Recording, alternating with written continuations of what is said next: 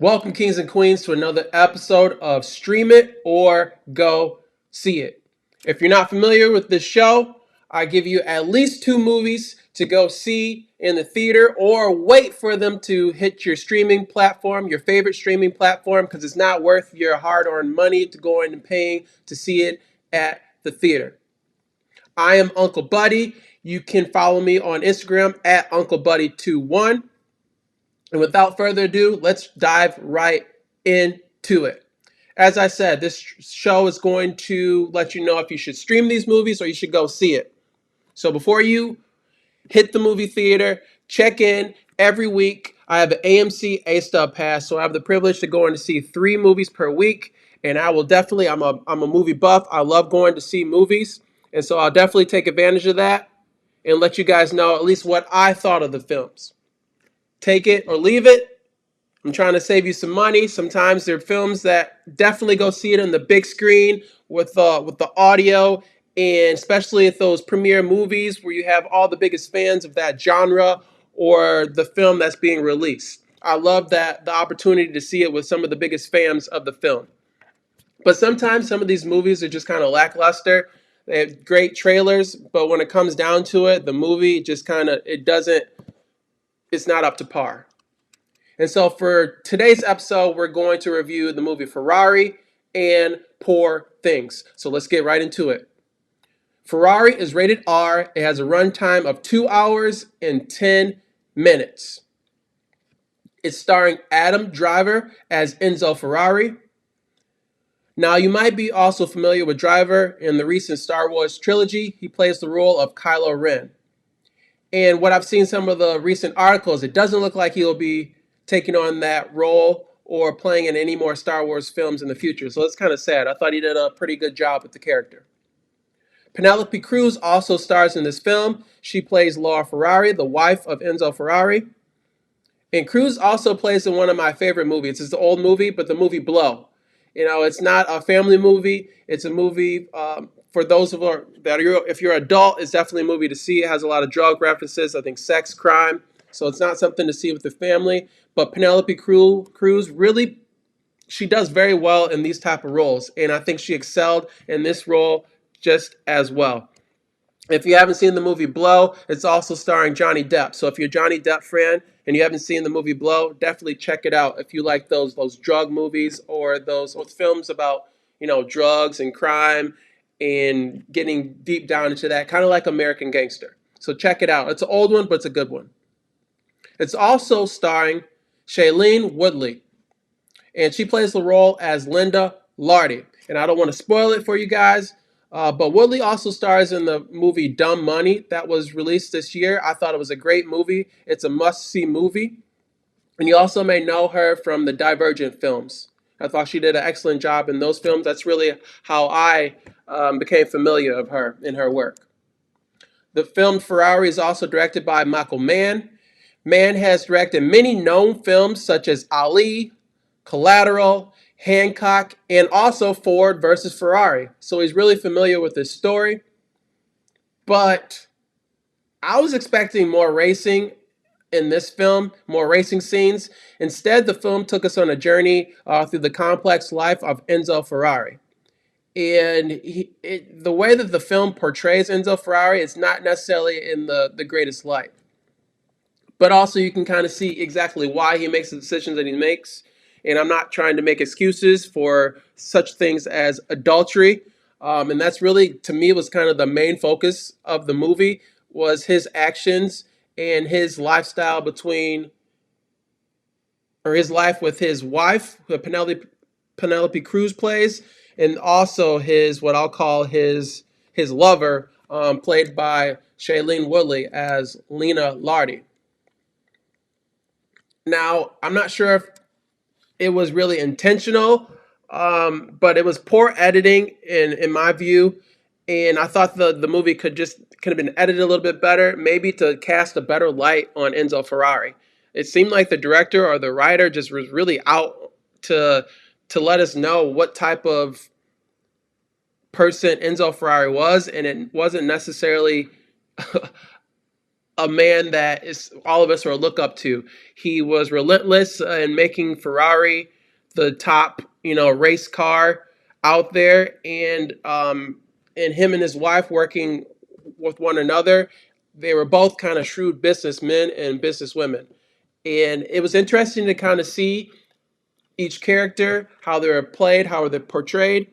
But uh, I thought it was just a little lackluster. There were times that the film I was looking down at my watch and I was really waiting for this film to be over with. I was like, come on, let's get to the climatic part or the climatic ending that I was hoping for, which we did have a climatic ending, tragic ending. I'm not sure how true to the story and how real, based on actual events, this film portrayed.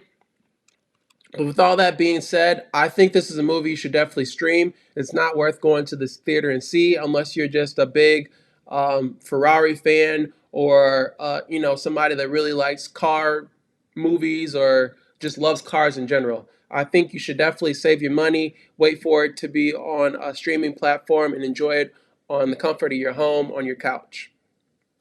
All right, let's move on to the next movie, Poor Things. Also rated R, a runtime of 2 hours and 21 minutes. It's starring Emma Stone as Bella Baxter. Now, I'm a big fan of Stone's work since her introduction to the big screen in Superbad. I love that movie. It was so unscripted and it's kind of like The Hangover, right? It was like, what did I just watch? I just thought it was hilarious, comedic film, and every time it's on television or anytime I have the opportunity to watch it, I watch it again, and it's just like I watched it the first time. Emma also stars in Cruella, and which I haven't had a chance to see yet, and the Amazing Spider-Man movies. William Dafoe also stars this film. He plays the role of Dr. Godwin Baxter. Dafoe is a legend on the big screen.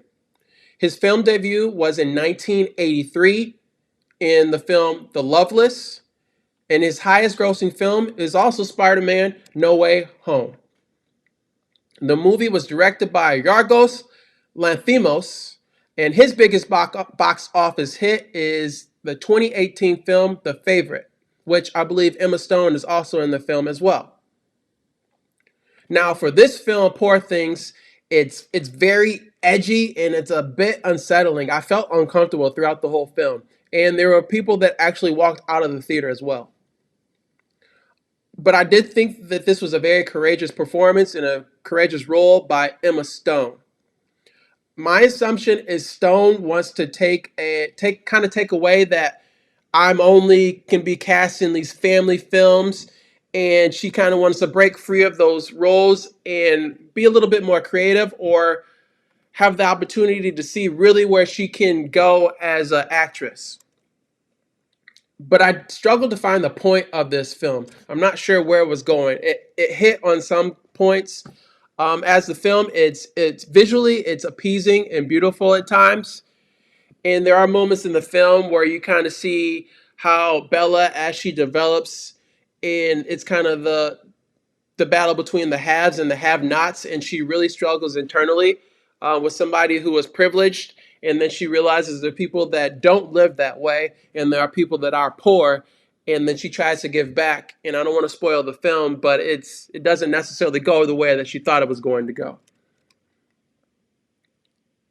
It was to me, it was like a high budget late night Cinemax movie.